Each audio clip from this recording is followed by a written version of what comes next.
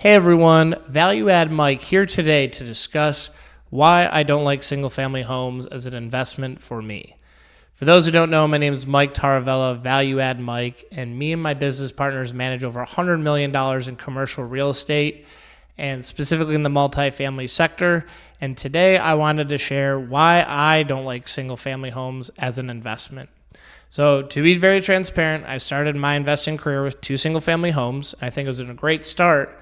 But now that I'm more experienced and a seasoned investor, I'm not a huge fan of the single family investment because of these 3 reasons. First, it is a ton of time on yourself to manage all of the assets. So for me, I only had 2 single family properties. I thought I was the man getting $400 a month. But anytime there's an issue, all of my time and energy went to it. So if I had a vacant unit, I was leasing it.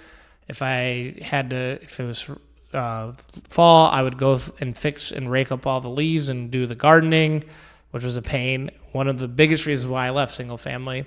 When it was 95 degrees, I'm chipping the paint. So there's a lot of things and painting it, but there's a lot of things I did. And I'm not saying when you're getting your start that I wouldn't do it over again. But the biggest thing is that there wasn't enough leverage and margin to find a property manager who did all those things and finding deals. And I'm sure, there's a lot of cases that you can find deals.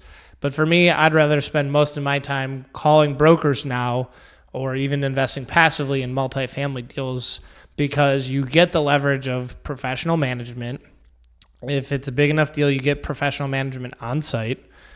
You get professional teams asset managing it. And so all the way around, there's a lot more professionals touching it versus you managing contractors and whatnot. So the biggest thing was leverage with margin because I just couldn't find it as suitable for me in my career because two single families was enough, but it gave me a ton of experience in managing that. So if you're looking on the active side, I disagree with Grant Cardone of only go bigger sooner, but I'd rather get the fundamentals down now and know certain things so that when I'm walking properties, I can look for those. You're still going to have professionals, but it's good to have the eye because it's much cheaper than having someone else catch your errors. The next thing that was a huge reason why I didn't continue to invest in single family was because how single families are valued. Single families are always based on a comp analysis. Instead of in multifamily, it's based on a net operating income divided by cap rate. And so the more profitable a multifamily is in terms of financials, the more value it's worth. However, in a single family, if your property is similar next door and that property sells for much less than what you bought it for, your valuation could get hurt.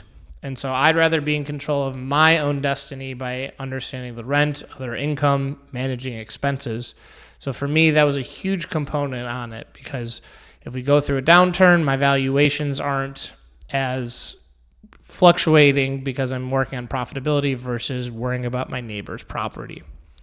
And the last thing that I really liked about multifamily versus single family is single family, yes, you could own 100% of that asset yourself, get a bank, personally guarantee, sign off on it, and you have the sole responsibility of all of those factors. Versus when it comes to multifamily, you have to get investors on board to vet it. You have to get banks who are very critical of the lending in your business plan, not necessarily you personally.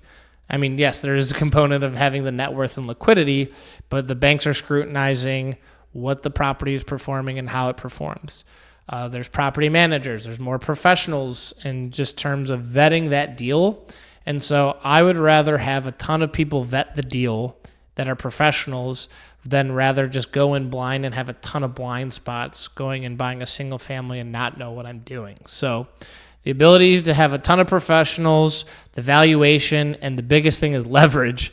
Those are the 3 reasons why I don't invest in single family. And I believe wholeheartedly that investing in syndications is a very much better viable option because time is important. Having teams and building that scale takes a lot of time. And so you as a limited partner need to leverage your networks and other people to have your money be working just as hard as you are. So if you got any value from this video, like, comment, and share. And make sure you subscribe to our investor newsletter that has all of our deal updates and whatnot. So if you make sure you like, comment, and subscribe, and I'll see you next time.